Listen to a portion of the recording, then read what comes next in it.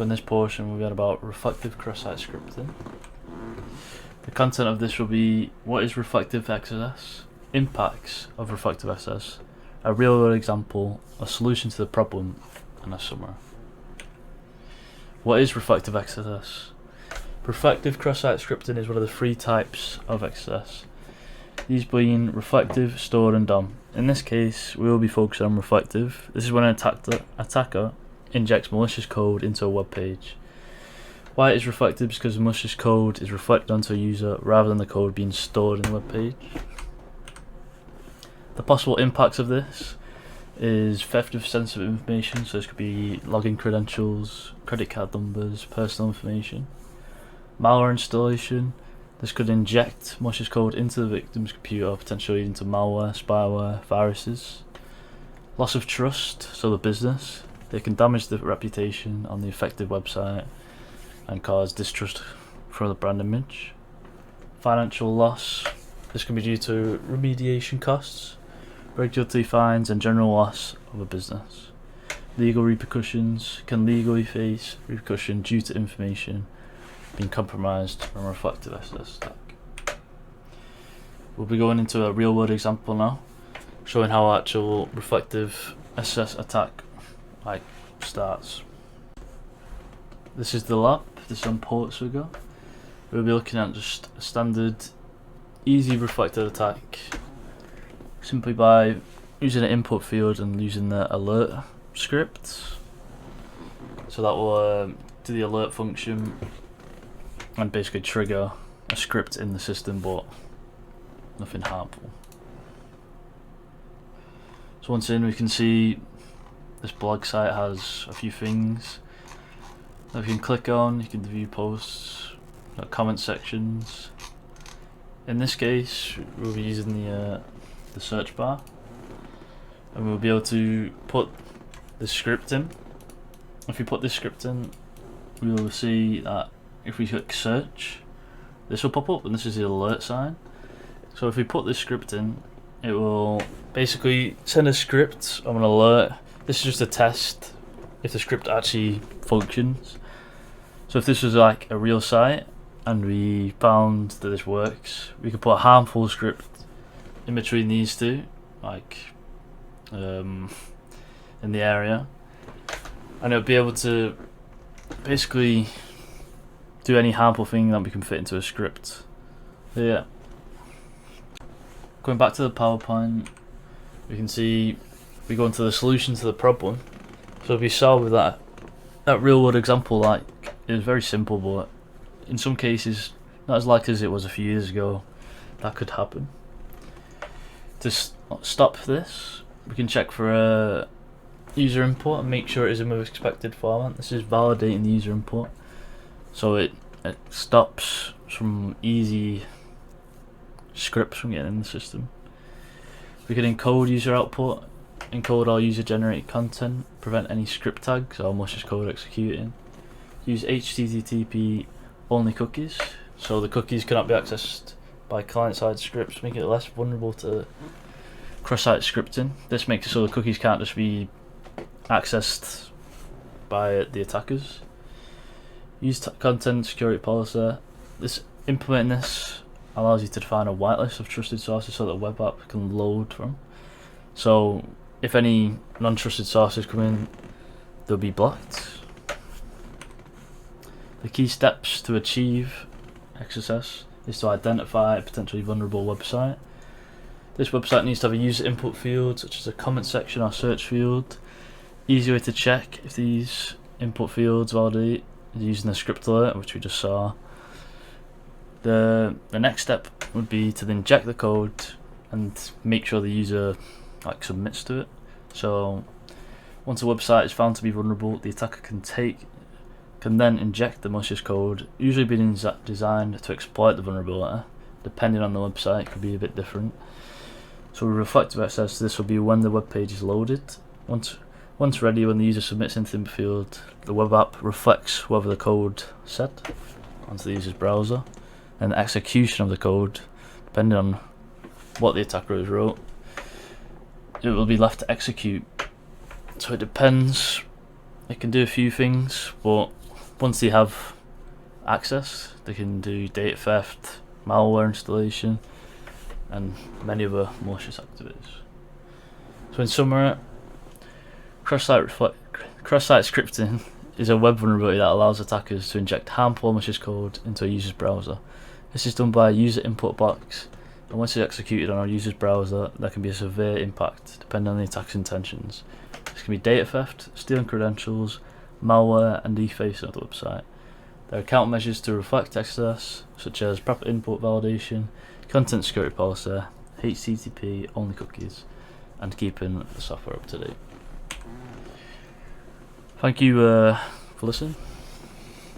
In this video, we will be exploring stored cross-site scripting, also known as persistent cross-site scripting. So, what is cross-site scripting? Cross-site scripting is a type of injection attack when an attacker sends malicious JavaScript code to a victim or a website, which then executes code on the victim's browser. There are three main types of cross-site scripting: reflected, stored, also called persistent, and document object model, or DOM. In this video, we'll be focusing on stored cross-site scripting. Cross-site scripting attacks take many forms, but most, like reflected and document object model cross-site scripting, rely on social engineering to trick a victim into clicking a link. Stored cross-site scripting, however, needs no interaction with the victim, and here's how it works. So unlike reflected and DOM access, stored cross-site scripting works by the user retrieving data from some database attached to the website they are on, such as a post or a comment. This means that the server retrieves data from its backend database is filled with malicious code that will inject itself into the victim's browser due to a lack of proper sanitization. This is a big problem, since these attacks are not as easy to spot as malicious links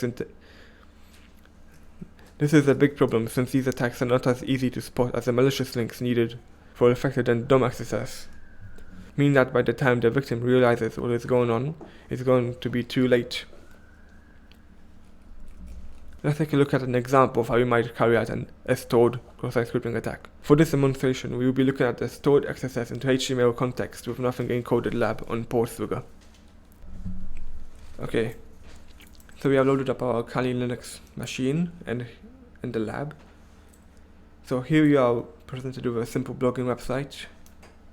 Here we see a blog, no more burping out loud guys. Now we see some comments. That means that there is user input on this website and on this page. Here we see the fields where you can enter our own comment. Let me just throw out some details. As you can see, I already filled these out already. I will not be performing the XSS attack on the email or the website fields, since they are already pre-formatted, and I don't want to make this tutorial any harder than it has to be. So as you can see, anything that will be in the comment field will be output at the top in the bottom of the page. So you start with a simple script alert 0. This will show a message at the top of the screen. Anything within the script brackets will be executed as code, since the website doesn't sanitize the code. Okay, now you see that there's no immediate reaction. Ignore the fact that the lab is solved, but there's no notification at the top. So first we have to go to home. Then you see it doesn't work. It only works whenever the page is loaded, so let's load the page. And you see, there we have the notification from the alert 0 script, and there we go.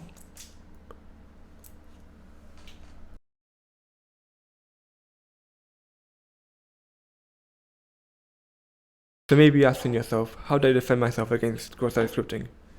The easiest solution is to sanitize your input. User input should never be processed as is. One way to sanitize HTML requests is to use the .textContent attribute, which is included in JavaScript. URL data can also be encoded using the URL encode function, which will make it non-executable, plain text.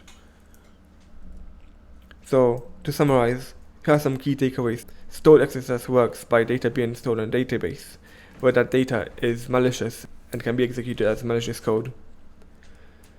You can search for any input in any text field to see if it's sanitized and if XSS is possible. You can bypass encoding through various ways, encoding your special characters such as your angular braces in your encoding, which will avoid all filters. So to summarize, stored cross-site scripting is a really effective way to attack multiple victims at the same time, potentially an unlimited amount of victims. There's tools such as Dalfox, which can speed up automatically finding stored cross-site scripting attacks. Dalfox is one tool you can use to find cross-site scripting attacks by automatically scanning all inputs on the website. That is all for today, and thank you for watching the video. Hello everyone. In this video we will be discussing document object model cross-site scripting. We will be talking about DOM XSS, its impact, how to protect yourself against it, as well as show how you might perform a DOM-based XSS attack. So what is document object cross-site scripting? DOM works by altering the environment of the browser and often the scripts of the website as well. If the inputs or the functions in the browser's JavaScript are unsanitized, a DOM-based XSS attack can be performed. Document object model cross-site scripting is particularly dangerous since it can be executed entirely using user-side scripts put into the website by the developer. This means that it is difficult to defend against them because interaction with the server is not needed, so it's harder for developers to control. Let's take a look at a live example of how this might be done. We will be looking at the DOM XSS in document.write sync using the source location on Portswigger. Welcome back to the lab. Here we have the same blog website as before. As you can see, there's 2 posts on the website. You can comment, which we used for the stored XSS exploit, but we won't be using that today. Today we will be using the search bar. Let's try something simple like flow. As you see, we wanted to see where the result ends up. Here we see it ended up here. Let's turn on Burpseed. Let's turn on Interceptor. Search for hello again. Now we see we have the search term right here. So to repeater.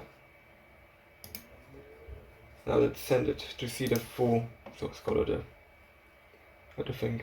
So here we see all of the source code. Now there's a very interesting script down here using the document.write function in the script. Here we see that it takes whatever you put in the query into an image.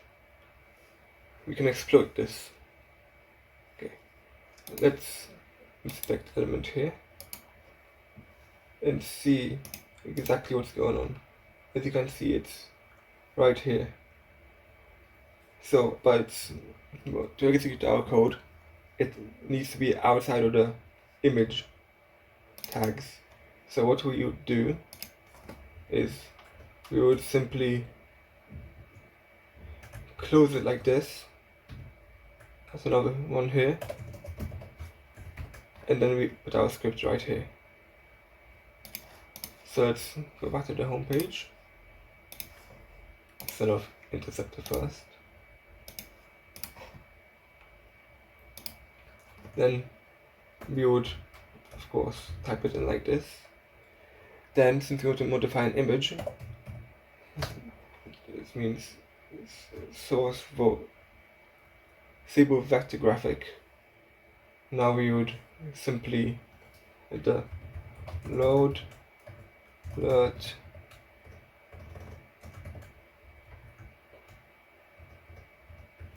alert 1.